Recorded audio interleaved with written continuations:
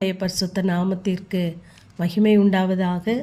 2 Samuel 24 அதிகாரம் 14 கொடியேடு கண்ணில் அகப்பட்டு இருக்கிறேன்.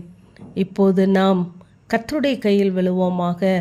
அவருடைய இரக்கங்கள் மகா பெரியது, மனுஷர் கையில் விழாதிருப்பேனாக என்று தாவீது காத் தீர்க்கதரிசியை பார்த்து சொல்வதாக நாம் வாசிக்கிறோம். ஏனென்றால் தாவீது இப்பொழுது கொடிய இடுக்கணில் இருக்கிறார். என்ன செய்வது, எப்படி முடிவெடுப்பது என்பது தெரியவில்லை. இந்த தாவீது கர்த்தருடைய இருதயத்திற்கு ஏற்றவன்தான். ஒரு நாளிலே 7 தரம் தேவனை துதிக்கிறவன்தான். தேவனிடத்திலே மிகுந்த அன்புள்ளவன்தான். ஆனால் இந்த தாவீதை சத்துரு ஜனங்களை எண்ணும்படியாக ஏவப்பட்டான் என்று நாம் வாசிக்கிறோம். நம்முடைய வாழ்க்கையிலும் நாம் தேவனுக்கு பிரியமானவர்களாக இருக்கலாம், தேவனுக்காய் அநேக காரியங்களை செய்யலாம். ஆனால் நாம் யாரால் ஏவப்படுகிறோம் என்பதிலே நாம் மிக கவனமாக இருக்க வேண்டும்.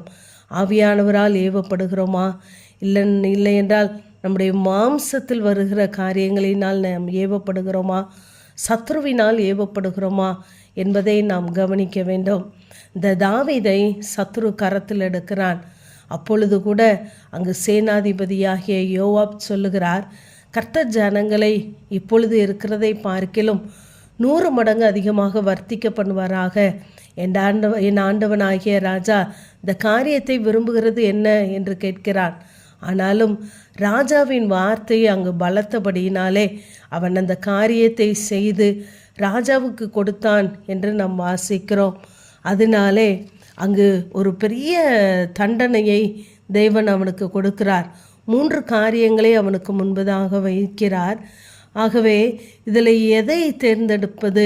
இந்த கொடிய இடுக்கணில் இருக்கிறேன், நான் கர்த்தருடைய கரத்தில் மாத்திரம் விழுகிறேன்.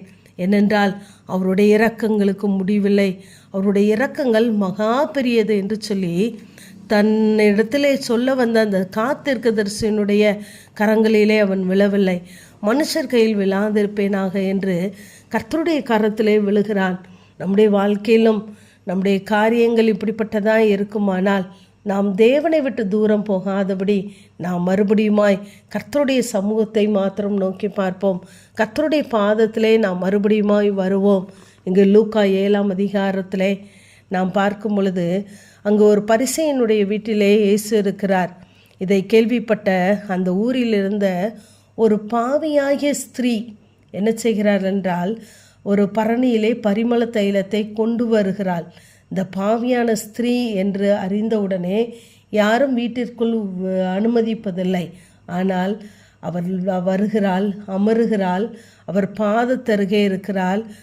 தன் கண்ணீரினால் அவரை அந்த பாதத்தை நனைக்கிறாள், துடைக்கிறாள், பாதங்களை முத்தம் செய்கிறாள், பூசுகிறாள். இதையெல்லாம் பார்த்து கொண்டிருந்த அந்த பரிசேயன், இவர் தீர்க்கதரிசியாய் இருந்தால் இவள் யார் என்று கண்டுபிடித்திருப்பாரே, இவள் பாவியாய் இருக்கிறாளே என்று அவன் வெளியே சொல்லவில்லை, தனக்குள்ளே சொல்லி கொண்டான். ஆனால் அதை தேவன் அறிந்தார். அவனுடைய நினைவுகளை அறிந்து இவள் மிகவும் அன்பு கூர்ந்தாள் என்று சொல்லுகிறார் 47 அப்போது இவனுடைய நினைவுகளை அறிந்து அந்த ஸ்திரீயிடமாக திரும்பி சீமோனுக்காக சொல்கிறார். அவருடைய பார்வை ஸ்திரீயினிடமாக இருக்கிறது, ஆனால் வார்த்தை சீமோனுக்குரியதாக இருக்கிறது. நான் உன் வீட்டுக்கு வந்தேன், நீ எனக்கு என்ன தரல, தண்ணி தரல, என் கால்களை நனைக்கலை, என்னைய முத்தம் செய்யலை என்று எல்லாவற்றையும் சொல்லுகிறாள்.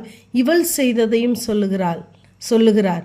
இவள் எண்ணெய் பூசினால், பரிமள தைலத்தை பூசினால், முத்தம் செய்தாள் என்று. நம்முடைய வாழ்க்கையிலும் தேவன் நம்மோடு கூட இருக்கிறார் என்று நாம் நினைத்து அமைதியாக இருந்து விடுகிறோம். ஆனால் நாம் செய்ய வேண்டிய காரியங்களை செய்ய வேண்டும்.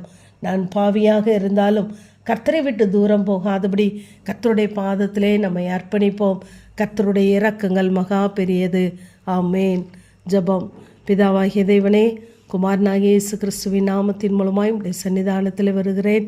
கர்த்தருடைய கையில் விழுவோமாக. அவருடைய இரக்கங்கள் மகா பெரியது என்ற வேத வார்த்தையின்படி கர்த்தாவே, எந்த சூழ்நிலைகளிலும் நாங்கள் உம்மை விட்டு தூரம் போகாதபடி உடைய பாதத்திலே உடைய கரத்திலே விழுகிறோம். உடைய இரக்கங்கள் எங்களுக்கு பெரிதாக இருப்பதாக. இயேசுவின் மூலம் ஜெபங்க எங்கள் நல்ல பிதாவே. ஆமேன்.